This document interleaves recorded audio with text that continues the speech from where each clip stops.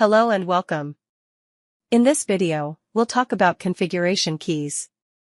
Configuration keys are one of those features that quietly control the system from behind the scenes. You don't click them. You don't see them on forms. But they decide whether a feature even exists. In simple terms, a configuration key is an on or off switch for functionality. If the key is on, the feature is available. If the key is off, the feature disappears completely. Not hidden. Not disabled. Just gone. And that's very different from security. Security decides who can access something. Configuration keys decide whether that something exists at all. Now, configuration keys can also be organized into groups. Groups are mainly used when you're building large or modular features, so related keys are logically bundled together. For our purpose, we'll keep things simple. We'll create a single configuration key and use it directly. So let's create one. In Visual Studio, right-click on the project, click Add, and select Configuration Key. I'll name it LM Leave Management Config.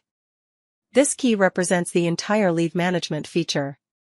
Configuration keys can be assigned to many components like tables, forms, classes, or menu items. For this demo, I'll assign it only to the leave management menu. This way, when the key is disabled, the whole menu disappears. In real projects, you might assign the same key to multiple components. But for learning, keeping it simple makes the behavior very clear. Now let's talk about how configuration keys are turned on and off. To change configuration keys, the system must be in maintenance mode. Maintenance mode allows structural and system-level changes. Without it, the system won't allow you to enable or disable configuration keys. This is especially important in Microsoft-managed environments, where such changes are tightly controlled. You can't casually flip switches in production. And that's a good thing. Now let's test this. After compiling it and reloading the application, let's go to System Administration, and then under Setup, you will find License Configuration. Click on it. And as you can see, as soon as you open this screen, system pops up a warning saying this form is read-only unless the system is in the maintenance mode. Maintenance mode can be enabled in this environment by running maintenance job from LCS, or using deployment setup tool locally. Now for testing, I'll use D365 tools in PowerShell, which I installed earlier. If you're wondering how to install it, the steps are straightforward and easily available online. Once installed, you get commands like Enable Maintenance Mode and Disable Maintenance Mode. So first, I enable Maintenance Mode. And once done, I open License Configuration again.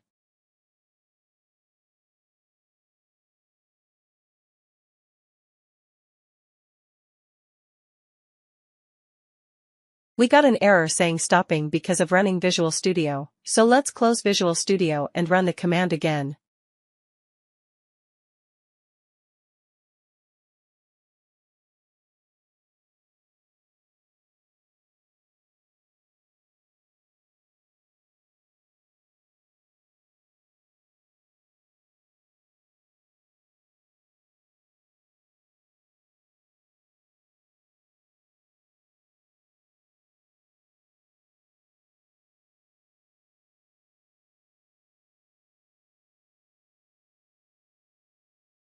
Then I disable the LM Leave Management Config configuration key. At this point, the system has accepted the change. Now the leave management menu is gone. No employees form. No leave requests. The feature simply does not exist.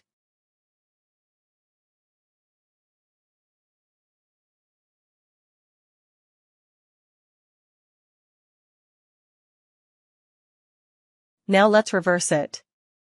I enable the configuration key again.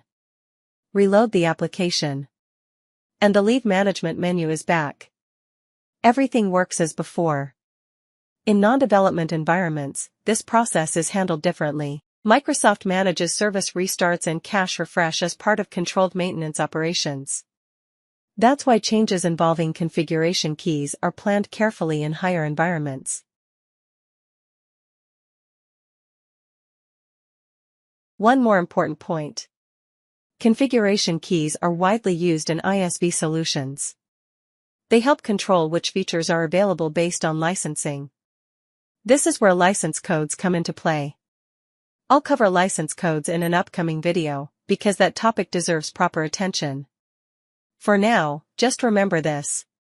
Configuration keys control availability. Security controls access. Both are powerful. And both should be used carefully. Thanks for watching. And remember, if a feature disappears without errors, it's probably not broken. It's just switched off.